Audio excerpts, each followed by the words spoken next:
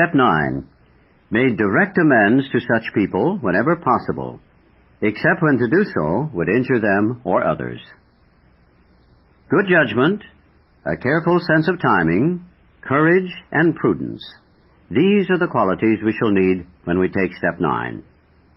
After we have made the list of people we have harmed, have reflected carefully upon each instance, and have tried to possess ourselves of the right attitude in which to proceed, we will see that the making of direct amends divides those we should approach into several classes. There will be those who ought to be dealt with just as soon as we become reasonably confident that we can maintain our sobriety. There will be those to whom we can make only partial restitution, lest complete disclosures do them or others more harm than good. There will be other cases where action ought to be deferred, and still others in which, by the very nature of the situation, we shall never be able to make direct personal contact at all. Most of us begin making certain kinds of direct amends from the day we join Alcoholics Anonymous. The moment we tell our families that we are really going to try the program, the process has begun.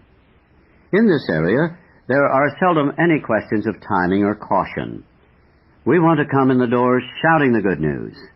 After coming from our first meeting, or perhaps after we have finished reading the book Alcoholics Anonymous, we usually want to sit down with some member of the family and readily admit the damage we have done by our drinking. Almost always we want to go further and admit other defects that have made us hard to live with. This will be a very different occasion, and in sharp contrast with those hangover mornings when we alternated between reviling ourselves and blaming the family and everyone else for our troubles. At this first sitting, it is necessary only that we make a general admission of our defects. It may be unwise at this stage to rehash certain harrowing episodes. Good judgment will suggest that we ought to take our time. While we may be quite willing to reveal the very worst, we must be sure to remember that we cannot buy our own peace of mind at the expense of others. Much the same approach will apply at the office or factory. We shall at once think of a few people who know all about our drinking and who have been most affected by it. But even in these cases, we may need to use a little more discretion than we did with the family. We may not want to say anything for several weeks or longer. First, we will wish to be reasonably certain that we are on the AA beam. Then we are ready to go to these people to tell them what AA is and what we're trying to do. Against this background, we can freely admit the damage we have done and make our apologies. We can pay or promise to pay whatever obligations, financial or otherwise, we owe. The generous response of most people to such quiet sincerity will often astonish us. Even our severest and most justified critics will frequently meet us more than halfway on the first trial.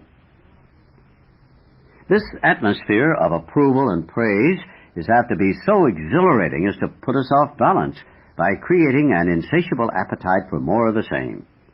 Or we may be tipped over in the other direction, when in rare cases we get a cool and skeptical reception.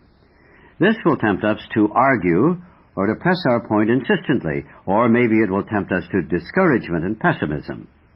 But if we have prepared ourselves well in advance, such reactions will not deflect us from our steady and even purpose.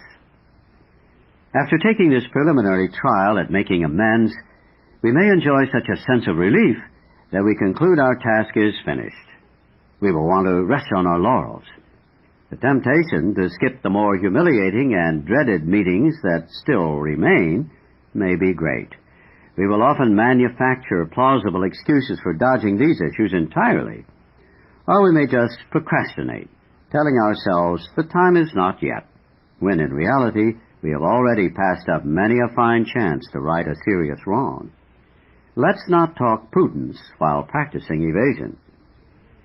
As soon as we begin to feel confident in our new way of life, and have begun, by our behavior and example, to convince those about us that we are indeed changing for the better, it is usually safe to talk in complete frankness with those who have been seriously affected, even those who may be only a little or not at all aware of what we have done to them. The only exceptions we will make will be cases where our disclosure would cause actual harm. These conversations can begin in a casual or natural way, but if no such opportunity presents itself, at some point we will want to summon all our courage, head straight for the person concerned, and lay our cards on the table. We needn't wallow in excessive remorse before those we have harmed, but amends at this level should always be forthright and generous. There can only be one consideration which should qualify our desire for a complete disclosure of the damage we have done.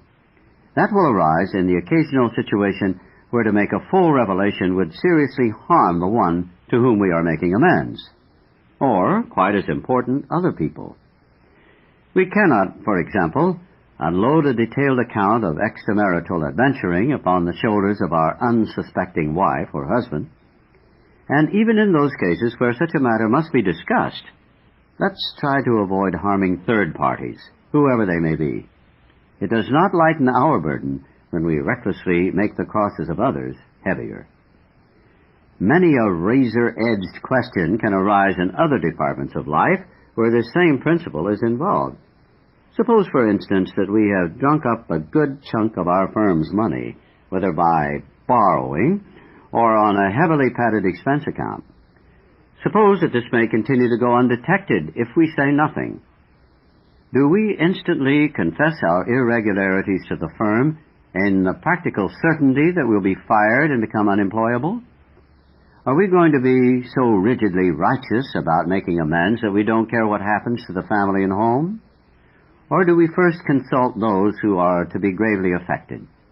Do we lay the matter before our sponsor or spiritual advisor, earnestly asking God's help and guidance, meanwhile resolving to do the right thing when it becomes clear, cost what it may?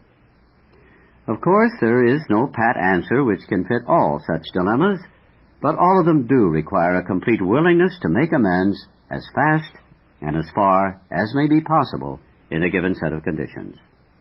Above all, we should try to be absolutely sure that we are not delaying because we are afraid.